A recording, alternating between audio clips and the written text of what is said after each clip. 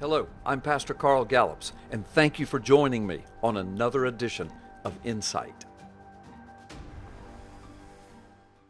Well, it seems like even the Smithsonian National Museum of Natural History is weighing in on the gender controversy. Is it male or female? Gender identification. The Smithsonian National Museum of Natural History has posted this short article, but it's extremely important. Listen to the words, male or female. How do investigators and scientists tell if a bone or skeleton belongs to a man or a woman? The clues lie in the bones themselves, they say. A skeleton's overall size and sturdiness give some clues. Within the same population, males tend to have larger, more robust bones and joint surfaces, and more bone development at muscle attachment sites. However, the pelvis is the best sex-related skeletal indicator, they say, because of distinct features adapted for childbearing.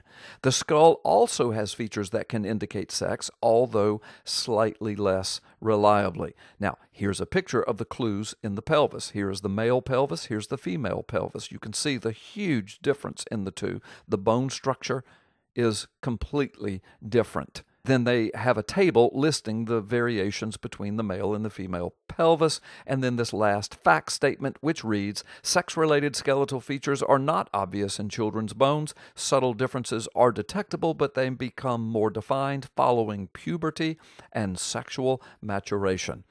See, here's the bottom line, folks.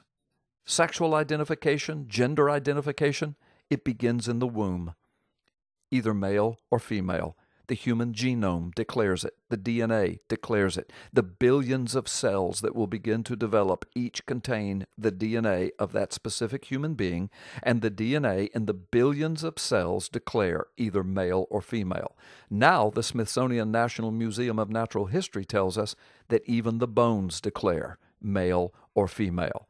So a person can have sexual reassignment surgery, or they can take medication, or they can apply cosmetics, or they can wear different clothing and declare themselves to be a different sex if they so choose.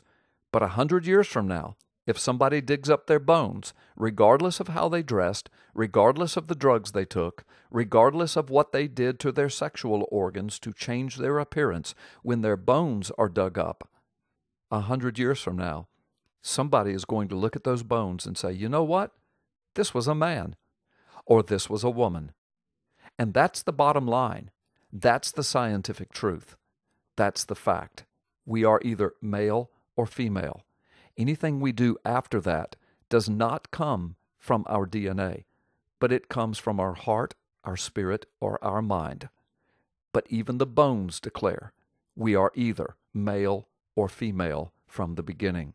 The Smithsonian National Museum of Natural History is one of the latest to weigh in on this matter, whether they knew it or not.